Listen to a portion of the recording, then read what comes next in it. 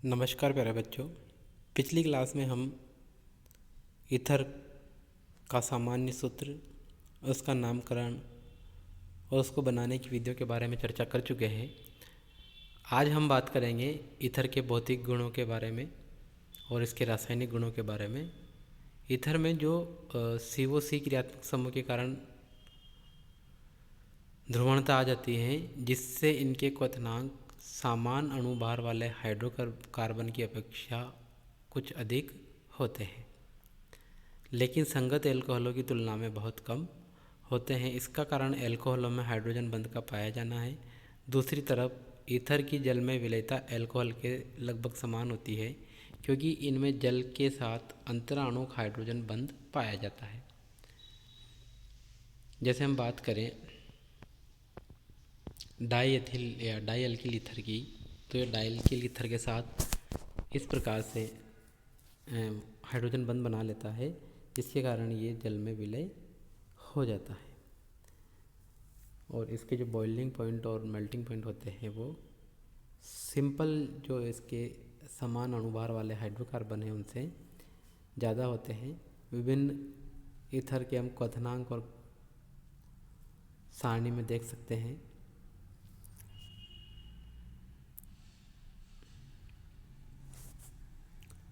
रासायनिक अभिक्रियाओं की बात करें हम, तो ईथर अपेक्षाकृत अक्रियाशील होते हैं तथा क्षारों, ऑक्सीकारकों व एवं अपचायकों के प्रति स्थायी होते हैं। ऑक्सीजन पर उपस्थित दो एकाकी इलेक्ट्रॉन युग्मों के कारण ये लुईस क्षार की भांति व्यवहार करते हैं।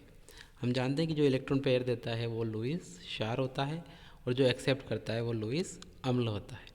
तो इसके क्षारीय गुण होते हैं। कई खनिज अम्लों के साथ ये क्रिया करके लवण बनाता है। जैसे ईथर की अभिक्रिया जब HBr के साथ करवाई जाती है तो डाई अल्किल ऑक्सोनियम ब्रोमाइड बनाता है।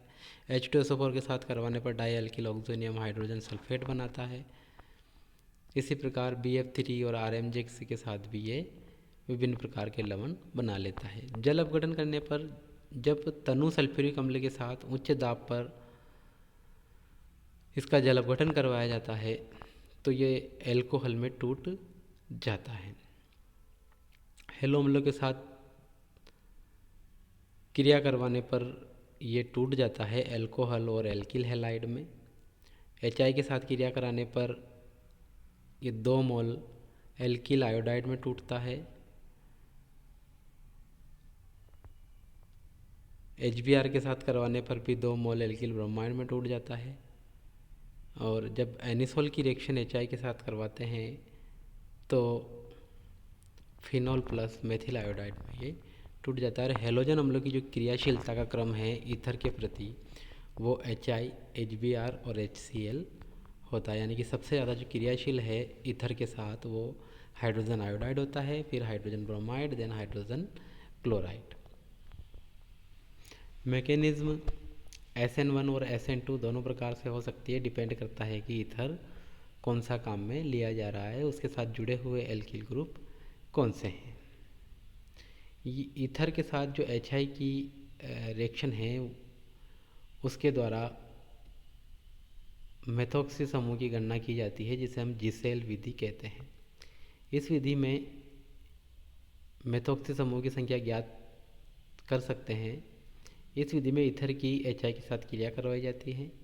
इस अभिक्रिया में ईथर की ज्ञात मात्रा को सांद्र हाइड्रोआयोडिक अम्ल के आधिक्य में एल्कोहल के साथ गर्म किया जाता है। मेथिल आयोडाइड की वाष्प बनती है, जिसे ठंडे एल्कोहलिक सिल्वर नाइट्रेट विलयन में प्रवाहित करने पर सिल्वर आयोडाइड का अवक्षेप बनता है तथा उसका भार ज्ञात कर लेते हैं। इस प्रकार मेथोक्सी समूह की प्रतिशत मात्रा की गणना की जा सकती है। किस विधि से करते हैं? जिसेल विधि से। क्या काम में लेते हैं? HI और SgNO3। सबसे पहले हम ऐसे जो ईथर है मेथोक्सी ग्रुप जिनमें पाया जाता है उनकी रिएक्शन HI से करवाते हैं, जिससे मेथिल आयोडाइड बनता है। फिर मेथिल आयोडाइड को हम HgNO3 से रिएक्ट करवा के सिल्वर आयोडाइड के अवक्षेप प्राप्त करते हैं और उनको सुखाकर उनका भार ज्ञात करके आयोडीन की मात्रा निकालते हैं और उसके आधार पर हम मेथोक्सी ग्रुप की संख्या ज्ञात करते हैं। नेक्स्ट रिएक्शन होती है फास्फोरस पेंटाक्लोराइड के साथ। ईथर फास्फोरस पेंटाक्लोराइड के साथ क्रिया करके एल्किल क्लोराइड बनाते हैं 2 मोल और साथ में POCl3। एसिडीकरण करवाने पर एल्यूमिनियम क्लोराइड की उपस्थिति में एस्टर और एल्किल क्लोराइड बनते हैं। कार्बन मोनोऑक्साइड के साथ क्रिया करने पर भी एस्टर का फॉर्मेशन होता है। जब ईथर की अभिक्रिया BF3 की प्रेजेंस में कार्बन मोनोऑक्साइड के साथ करवाई जाती है तो ये जो कार्बन मोनोऑक्साइड होता है ये ऑक्सीजन और एल्किल ग्रुप के बीच में इंसर्ट हो जाता है और एस्टर का फॉर्मेशन करता है। हेलोजनीकरण, ये इम्पोर्टेंट रिएक्शन होती है ईथर का हेलोजिनेशन। ये सूर्य के प्रकाश में अलग उत्पाद बनाती है और अंधेरे में अलग उत्पाद बनाती है। तो 2 तरह की हम फॉर्मेशन कर सकते हैं हम। ईथर सूर्य के प्रकाश में हेलोजन के साथ क्रिया करके हेलोजनीकृत व्युत्पन्न बनाते हैं। जब क्लोरीन के साथ सूर्य के प्रकाश में भी क्रिया करवाई जाती है तो ये पर क्लोरो डाई एथिल ईथर यानी कि जितने भी हाइड्रोजन हैं एल्किल ग्रुप के ईथर से जुड़े हुए वो सारे ही क्लोरीन के द्वारा रिप्लेस हो जाते हैं, क्योंकि यहाँ पर फ्री रेडिकल चेन रिएक्शन होती है प्रकाश की उपस्थिति में। लेकिन जब यही अभिक्रिया प्रकाश की अनुपस्थिति में करवाते हैं तो केवल अल्फा हाइड्रोजन का प्रतिस्थापन होता है और alpha dash die chloro die ethyl ether का फॉर्मेशन होता है। ये चीज़ आपको याद रखने जैसी है कि जब हेलोजनीकरण करवाया जाता है प्रकाश की उपस्थिति में और प्रकाश की अनुपस्थिति में, तो प्रकाश की उपस्थिति में तो सारे हाइड्रोजन हेलोजन के द्वारा रिप्लेस होकर पर क्लोरो डाईएथिल ईथर बनते हैं और अनुपस्थिति में केवल अल्फा हाइड्रोजन एक अल्फा हाइड्रोजन दोनों तरफ से रिप्लेस होकर अल्फा डैश डाईक्लोरो डाईएथिल का ईथर का फॉर्मेशन होता है। दूसरी महत्वपूर्ण अभिक्रिया आती है पेरोक्साइड का निर्माण। ईथर वायु की उपस्थिति में ऑक्सीजन से क्रिया करके अस्थायी पेरोक्साइड बनाती है। ईथर का आसमन करने पर यह पेरोक्साइड बचा रहता है जो विस्फोट के साथ जलता है। ईथर को जब फेरस अमोनियम सल्फेट एवं पोटेशियम थायोसाइनाइड के साथ हिलाया जाता है तो लाल रंग उत्पन्न होता है जो ईथर में पेरोक्साइड की उपस्थिति को इंगित करता है।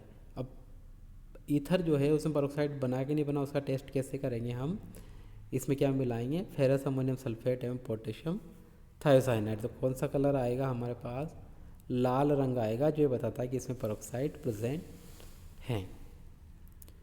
नेक्स्ट अभिक्रिया आती है इसकी अम्लीय पोटेशियम डाइक्रोमेट के साथ ऑक्सीडेशन। ईथर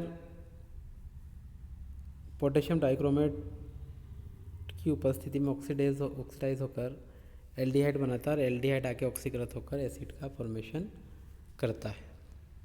तो ये कुछ महत्वपूर्ण अभिक्रियाएं हमने ईथर की देखी। धन्यवाद।